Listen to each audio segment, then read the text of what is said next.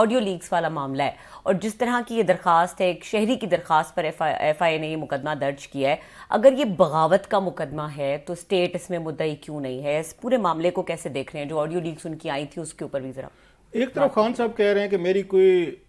کہ حکومت میری مرضی سے چل نہیں رہی تھی، میرا گریڈ 22 کا افسر جو فارن پالیسی پہ بیانات دے رہا تھا وہ امریکز کو کہہ رہے تھے فلاں کو، یہ ان کی آپ تقریر سن رہے ہیں، انہوں نے ہر ایک میں کہا جی مجھ سے تو کوئی پوچھ نہیں رہا تھا، میری تو کوئی اوقات ہی نہیں تھی، مجھے تو سارے کام کچھ اور لوگ کہہ رہے تھے، یہ ریکارڈ پہ کہا خان صاحب، انہوں نے کہا مجھے تو بالکل انہوں نے کوئی میری سنتا ہی نہیں تھا، مانتا نہیں تھا۔ ایک طرف یہ تھے، دوسری طرف جو لڑائی شروع ہوئی وہ کہاں سے؟ آپ کو عثمان بزدار سے شروع ہوئی۔ خان صاحب وہاں تو ڈٹ گئے، وہاں تو نہیں مانی، فوج کے نیچے نہیں لگے، گریڈ 22 کے افسر کے نیچے نہیں لگے، انہوں کو میں تو نہیں لگتا یہ عثمان بزدار تو رہیں گے، اور رہے آخری دن تک رہے۔ اس پہ باجوہ صاحب نے کمپنی بڑا دباؤ ڈالا، انہوں نے میں نہیں مانتا، انہوں نے ٹھیک کیا ہوگا اپنے حساب سے کہ میں پرائم منسٹر، میں نے فیصلہ کرنا ہے کہ گریڈ 22 کا افسر یہ فیصلہ کرے گا، ٹھیک ہوا۔ شوکت ترین پہ بھی جاوید چوہدری صاحب کو یہی بیان دیا ہے انہوں نے، جناب باجوہ صاحب نے، جی میں نے بڑی مخالفت کی تھی کہ شوکت ترین کو نہ بنائیں، اور یہ ہمارے الفاظ ہم کہتے ہوتے تھے، اکثر میں کہتا تھا، اب اٹھا کے نکال لیں کہ جس بندے سے اپنا بینک نہیں چلتا، نہیں چلا سکا، اس کو ملک چلا رہے ہیں آپ نے دے دیا، اس پہ بھی آپ نے نہیں مانا۔ جو دو تین بڑی چیزیں تھیں، اچھا انہوں نے آپ کو یاد ہوگا پرنسپل سیکریٹری کے بھائی کہا، یہ اعظم خان صاحب جو پرنسپل سیکریٹری تھے، اس پہ بھی کہا باجوہ صاحب نے، جو ان کا چوہدری صاحب کا کالم تھا، کہ ان کو بھی ہٹائیں، ان کو بھی نہ لگائیں،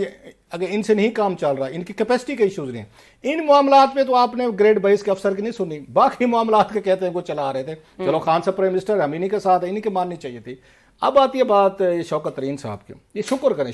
شوکت ترین صاحب کہ یہ ایران میں نہیں تھے، یہ سعودی عرب میں نہیں تھے، یہ نارتھ کوریا میں نہیں تھے، یہ چائنا میں نہیں تھے، جو انہوں نے حرکت کی تھی۔ مطلب مجھے داد دیتا ہوں اس ملک اور قوم کی کہ اتنی بڑی بات کو اس قوم اور ملک ڈیجسٹ کی ہے۔ اگر یہ ان چاروں ملکوں میں ہوتا نا، یہ جھولے کھا رہے ہوتے کہیں پہ، اگر یہ کام جو انہوں نے کیا ہے ریاست کے خلاف کیا ہے، اور ریاست کو داد دیں، اتنی اوقات ہے اس ریاست کی، ڈرپوک ڈری ہوئی اس ریاست کو دیکھیں کہ وہ کسی عام شہری سے ایف آئی آر کروا رہی ہے، اور کروا کس چیز میں؟ سائبر کرائم ہو رہا ہے۔ یہ اتنا بڑا ایک کام ہوا ہے اس پہ کہ وہ ریاست کو ڈبونے چلے تھے۔ لوگوں کو اندازہ ہے کسی کو کہ ریاست جب آپ کے ڈیفالٹ قرضے ہوتا کیا ہے؟ ابھی تک لوگوں کو اس کا اندازہ نہیں ہے۔ آپ کا فنانس منسٹر جس کو اس ملک نے سب کچھ دیا ہے، جس کو پاس بینکس دیے ہیں، جس کو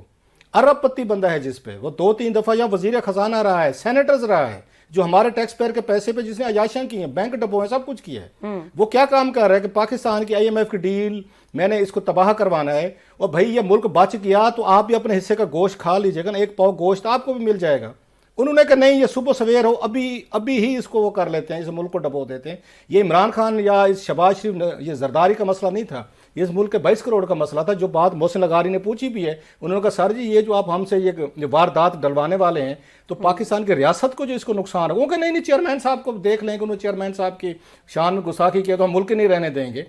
مطلب مجھے رانا ثناءاللہ صاحب سے پوچھنا ہے، نواز شریف صاحب سے، اور ان سے یہ شہباز شریف اینڈ کمپنی سے، اگر آپ کی اتنی اوقات نہیں ہے کہ آپ خود پرچہ دلوا سکیں اور اس کو شوکت یہ ترین صاحب کو سالٹ آؤٹ کروائیں کہ اتنا بڑا وہ ڈیزاسٹر کرنے والا تو بندہ، اس ایلیٹ کی برہمی دیکھیں،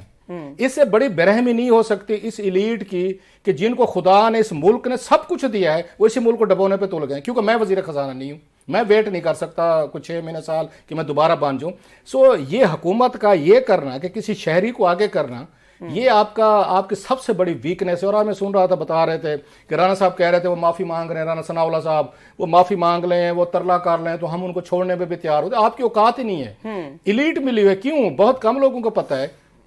کہ یہ جو شوکت ترین صاحب ہیں، یہ اس کے انور مجید وہ جو ہیں، وہ آصف علی زرداری صاحب کے فرنٹ مین جو ہیں،